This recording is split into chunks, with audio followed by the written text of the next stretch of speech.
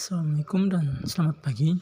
Perkenalkan, saya Didi Salim, peserta angkatan 128 kelompok 2 dalam pelatihan dasar CPNS Kementerian Hukum dan Hak Asasi Manusia tahun 2022.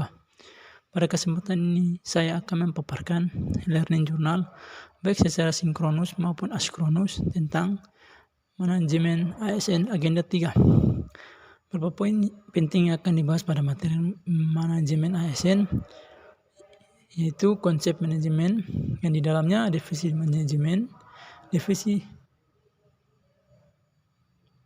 pengertian manajemen, peran ASN, hak dan kewajiban ASN, kode etik dan kode perilaku ASN. Baik, kita masuk pada poin pertama, di mana definisi manajemen. Manajemen adalah sebuah proses yang khas terdiri dari beberapa tindakan, yakni perencanaan, pengorganisasian, menggerakkan, dan pengawasan. Semua itu dilakukan untuk menentukan dan mencapai target atau sasaran yang ingin dicapai dengan memanfaatkan semua sumber daya, termasuk sumber daya manusia dan sumber daya lainnya. Pengertian manajemen ASN. Manajemen ASN adalah pengelolaan ASN untuk menghasilkan pegawai ASN yang profesional, memiliki nilai dasar etika profesi, bebas dari intervensi politik, bersih dari praktik korupsi, kolusi, dan nepotisme. Pegawai ASN terdiri dari 2, pegawai negeri sipil dan pegawai pemerintah dengan perjanjian kerja atau P3K. PNS merupakan warga negara Indonesia yang mempunyai syarat tertentu diangkat sebagai pegawai ASN secara tetap oleh pejabat pembina kepegawaian untuk menduduki jabatan pemerintah, memiliki nomor induk pegawai secara nasional, sedangkan P3K adalah warga negara Indonesia yang memenuhi syarat tertentu yang diangkat oleh pejabat pembimbing kepegawaian berdasarkan perjanjian kerja sesuai dengan kebutuhan instansi pemerintah untuk jangka waktu tertentu dalam rangka melaksanakan tugas dan pemerintah. Poin 3, peran ASN. Untuk menjalankan kedudukan tersebut, maka pegawai ASN berfungsi sebagai berikut: pelaksana kebijakan publik, pelayanan publik, dan perekat dan pemersatuan bangsa selanjutnya.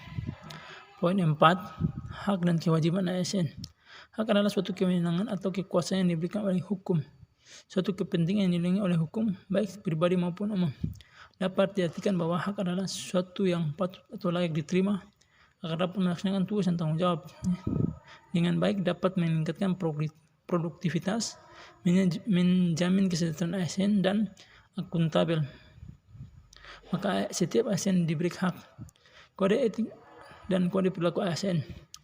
Dalam Undang-Undang Nomor 5 Tahun 2014 tentang ASN disebut bahwa ASN sebagai profesi berdasarkan kepada kode etik dan kode perilaku.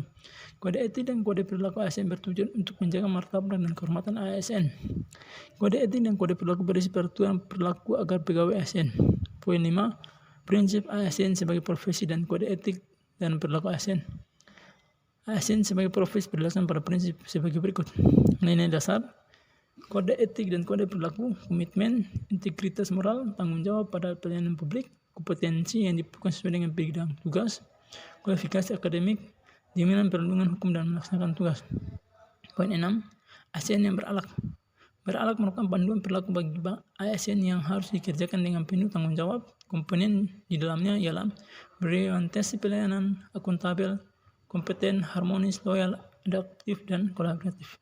Itulah sedikit paparan tentang atau materi manajemen ASN. Sekian, terima kasih.